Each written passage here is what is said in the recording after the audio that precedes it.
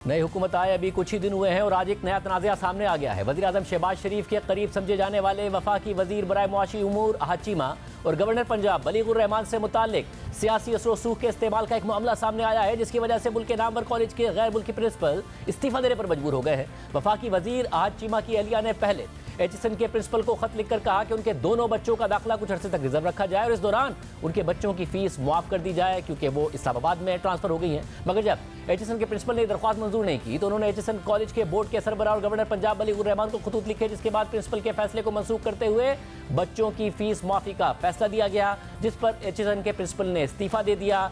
बहुत सारे तनकीद की जवाब में गवर्नर पंजाब ने प्रिंसिपल साहब को चार्जशीट कर दिया और अब से कुछ देर पहले खबर आई है कि वज़ीर इत्तेफाक तारड़ ने राब्ता किया है प्रिंसिपल से कि आप अपना इस्तीफा वापस लें। यह मामला शुरू हुआ है अहद चीमा साहब के बच्चों के हवाले से। अहद चीमा साहब भी हमारे साथ मौजूद है, वफाकी वज़ीर इक़्तिसादी उमूर। बहुत शुक्रिया अहद चीमा साहब हमसे गुफ्तगू करने के लिए। आपके दो बच्चों का मामला, प्रिंसिपल साहब ने इस्तीफा दिया, इस बात पर इस्तीफा दिया कि आपके बच्चों के लिए गवर्नर पंजाब ने, जिसका ताल्लुक नून लीग से है, उन्होंने पॉलिसी बदली आपके बच्चों को फायदा पहुंचाने के लिए और नहीं सुनी प्रिंसिपल की, और उसके बाद एक चार्जशीट भी जारी कर दी प्रिंसिपल के खिलाफ। एक बड़ा स्कैंडल बना है। जी आप शाहजेब साहब, थैंक यू वेरी मच, मेरा वर्जन देने के लिए बहुत शुक्रिया। आप जरा ये देखिए कि अगर इस कंट्रोवर्सी में से मुझे निकाल दें तो गवर्नर साहब के ऑर्डर में गलत क्या है। गवर्नर साहब ने जो ऑर्डर किया वो कानून के मुताबिक नहीं है, या इंसाफ के मुताबिक नहीं है, या उसमें इक्विटी और फेयर पे नहीं है। सब लोगों के लिए, तमाम लोगों के लिए एक जनरल पॉलिसी उन्होंने बनाई है, तो उसमें कोई हर्ज वाली बात है नहीं। मगर अहद चीमा साहब, अगर इसमें से आपको निकाल दें मामले से, तो फिर गवर्नर साहब ये करते ही क्यों कि दो बच्चों के लिए पूरे के पूरे कॉलेज की पॉलिसी बदलते हैं, जिस पर प्रिंसिपल जो है वो अग्री नहीं कर रहा है। ये आपको निकाल के तो ये मामला ही नहीं आएगा ना, आपकी वजह से तो क्या है उन्होंने। ये तो प्रिजम्पशन है ना, ये तो प्रिजम्पशन है। देखिए इसके मेरिट्स पे आ जाते हैं ना, हमें उस चीज को उसके मेरिट्स पे डिस्कस करना चाहिए। मैं ये डिस्क्लेमर इसलिए दे रहा था कि ये थॉट जरूर पैदा हो जाए आपके और व्यूअर्स के ज़हन में कि मुझे निकाल के इस चीज को इसके मेरिट्स पे देखा जाए। वैसे मगर आपकी दरख्वास्त पर हुआ है ना, ये तो आपको निकाला कैसे जा सकता है। मैं कह रहा हूँ क्योंकि प्रिंसिपल साहब कह रहे हैं कि पिछले 8 साल में तो ऐसा कुछ हुआ नहीं, तो आपको निकाल दें तो फिर आगे भी नहीं होता, आपकी वजह से हुआ। नहीं, ये तो प्रिजम्पशन है ना। मेरा इंटरेस्ट इसमें अगर कोई है तो वो तो बताना पड़ेगा ना, मैंने यहाँ पे इंटरेस्ट किया है। आप इसके जरा मेरिट्स को देख लीजिए ना, उस पर जरा बात कर लेते हैं। देखिए मेरी मिसेज गवर्नमेंट सर्वेंट है, उन्होंने 2022 में एप्लीकेशन दी प्रिंसिपल साहब को कि जी मेरी ट्रांसफर हो गई है, इसकी वजह से मुझे बच्चे शिफ्ट करने हैं और मुझे आप लीव दें। प्रिंसिपल साहब ने कहा लीव हम देंगे लेकिन आपको फुल फी देना होगी। ठीक है जी, मेरी मिसेज ने उस पर उनको कहा कि जी फुल फी दोनों जगह पर देना तो मुश्किल काम है और ये पॉलिसी जो है आप अपनी रिव्यू करें। प्रिंसिपल ने एग्री नहीं किया, जो उनकी मर्जी है। मेरी मिसेज ने गवर्नर साहब को एप्लीकेशन दी, गवर्नर साहब ने इसको कोई फैसला नहीं किया, इसको बोर्ड को रेफर कर दिया। अब देखिए ये बोर्ड है जो 2019 में या उस जमाने का बना हुआ है, उसमें नून लीग का कोई ताल्लुक नहीं है जिससे इसको लिंक किया जा रहा है। उस बोर्ड ने अपनी मीटिंग में 2023 के जनवरी या फरवरी की बात है, उसके मिनट्स मेरे पास मौजूद हैं, इसको ओवरवेलमिंगली सपोर्ट किया। ओके जी, सब लोगों ने कहा कि जी बिल्कुल फेयर बात है, अगर कुछ बच्चे जाते हैं फॉर कंपल्शन तो उनकी जगह और दाखिले भी हो सकते हैं और कॉलेज को कोई इतना बड़ा मसला नहीं है। कोई 3000 की स्टूडेंट बॉडी है, साल की 10-15 एप्लीकेशन आती हैं, तो ये वी कैन एंटरटेन दैट। और ये जनरल पॉलिसी के तौर पे उन्होंने इसको अप्रूव किया और मैनेजमेंट को कहा कि आप इसकी मोडेलिटीज बना के लाएं। उसके बाद अगले साल 1.25 साल तक ये मोडेलिटीज ना बनाई उन्होंने, और वे इफेक्टिवली रिफ्यूज किया बोर्ड की उस पॉलिसी को इम्प्लीमेंट करने पे। अब उस बोर्ड के साथ मेरा कोई इंटरेस्ट अगर कोई आपके नॉलेज में है तो वो मुझे बता दें।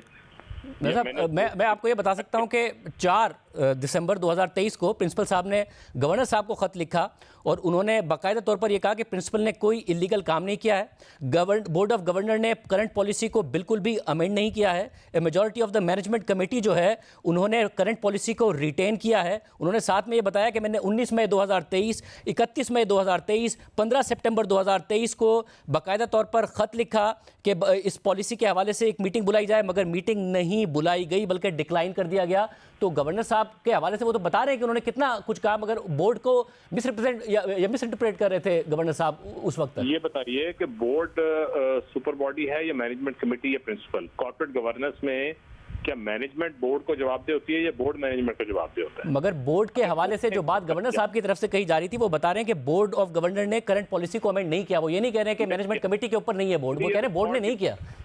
साहब ये तो रिकॉर्ड की बात है ना कि बोर्ड ने इसको सपोर्ट किया और कहा कि आप मॉडलिटीज बना के लाएं, यानी इसकी डिटेल्स वर्कआउट करके लाएं। अच्छा, हमारा वर्जन सिर्फ ये था कि आप बोर्ड जो फैसला करेगा हम उस पर अमल करेंगे और आप भी करें। अगर बोर्ड हमारे खिलाफ फैसला कर दे तो ठीक है, हम उस पर सेटिस्फाइड हैं, लेकिन बोर्ड को फैसला करने दें। प्रिंसिपल साहब ने बोर्ड के उस फैसले के बावजूद हमारे बच्चों को टर्मिनेट कर दिया। हमने दोबारा इसकी एप्लीकेशन दी, प्रिंसिपल साहब ने गवर्नर साहब को रिफ्यूज कर दिया टू प्रोवाइड एनी रिकॉर्ड। क्या ये आप इमेजिन कर सकते हैं कि जिस लॉ की वो क्रिएशन है, उसी लॉ में मांगे गए एक सेक्शन के तहत मांगे गए रिकॉर्ड को वो रिफ्यूज कर दें कि मैं तो गवर्नर उससे कम्युनिकेट भी नहीं करना चाहता और मेरा तो वो लॉयर देखेगा इस मामले को। मुझे तो आज तक ये बात सुनने में नहीं मिली, ना बोर्ड मेंबर्स को कभी ये वैसा देखिए अब उनका ये आप कह रहे हैं 4 दिसंबर 2023 के लेटर में बाकायदा तौर पर खुद प्रिंसिपल ये कह रहे हैं कि उन्होंने गवर्नर साहब को ये मैटर बोर्ड के सामने रखने के लिए, बोर्ड की कंसिडरेशन रखने के लिए नॉर्मल बिजनेस में 19 में 31 में 15 सितंबर 2023 को खत लिखा, मगर गवर्नर साहब ने डिक्लाइन कर दिया। कॉलेज पॉलिसी के तहत 8 साल में ऐसा कभी नहीं हुआ है कि इस तरीके से एडजस्ट किया गया जो आपके बच्चों के लिए किया जा रहा था। नहीं, हमारे बच्चों के लिए वो स्पेशल डिस्पेंसेशन नहीं क्रिएट की गई, बल्कि एक पॉलिसी डिसीजन लिया गया है और ये बहुत सारे और स्कूल्स में ये पॉलिसी मौजूद है कि अगर बच्चे जाते हैं तो उनको लीव दी जाती है। देखें, एचसन कॉलेज में कोटा पे एडमिशन मैंने भी कुछ कराची में भी ऐसे स्कूल हैं, उनसे पता किया तो उन्होंने कहा कि मगर बच्चों के वालिदैन को फी पे करनी पड़ती है अगर वो सीट को रिजर्व करते हैं।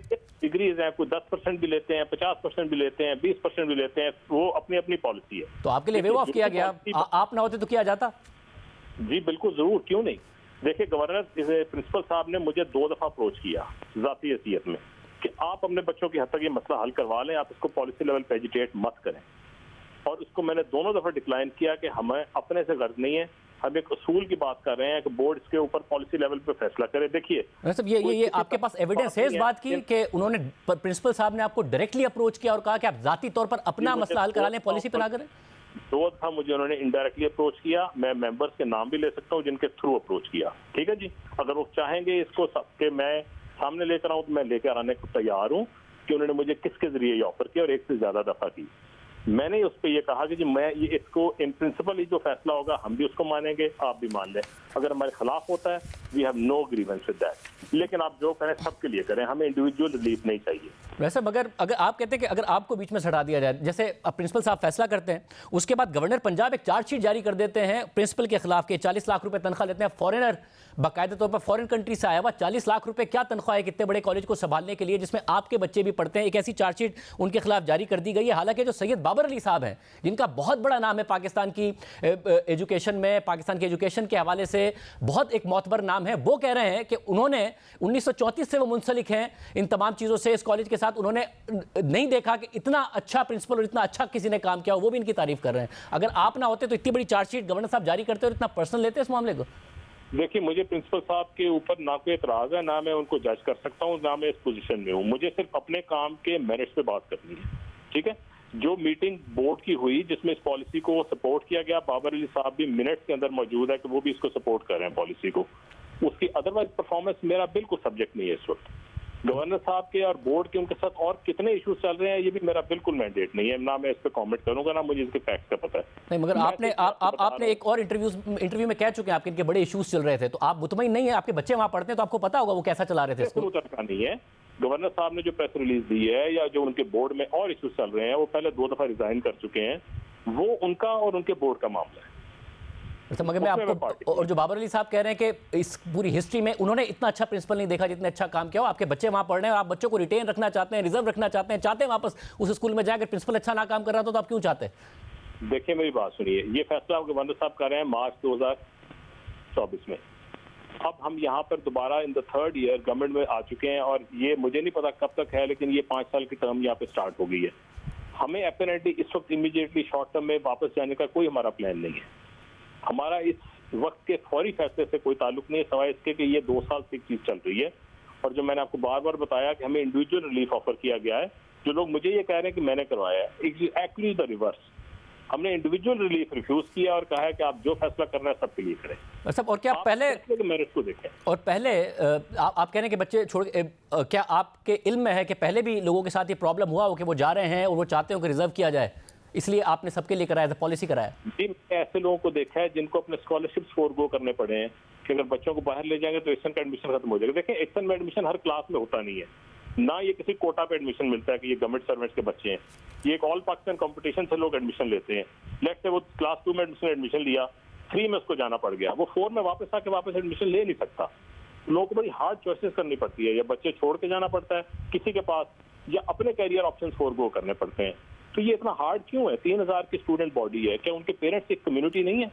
क्या उनके जेन्युइन इश्यूज को देखना एचएन कॉलेज का काम नहीं है?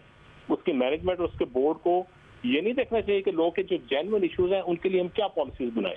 सर जब आप कह रहे हैं कि ऐसे बहुत सारे लोगों को आप भी जानते हैं जिन्हें अपनी स्कॉलरशिप्स भी फोरगो करनी पड़ी, ये सारा मामला है, मगर उसके बावजूद अगर पॉलिसी नहीं बदली थी तो इसका मतलब है आपको तो इक्वेशन से नहीं निकाल सकते ना, क्योंकि बाकियों का वो पहुंच नहीं थी गवर्नर साहब के साथ, आपकी थी।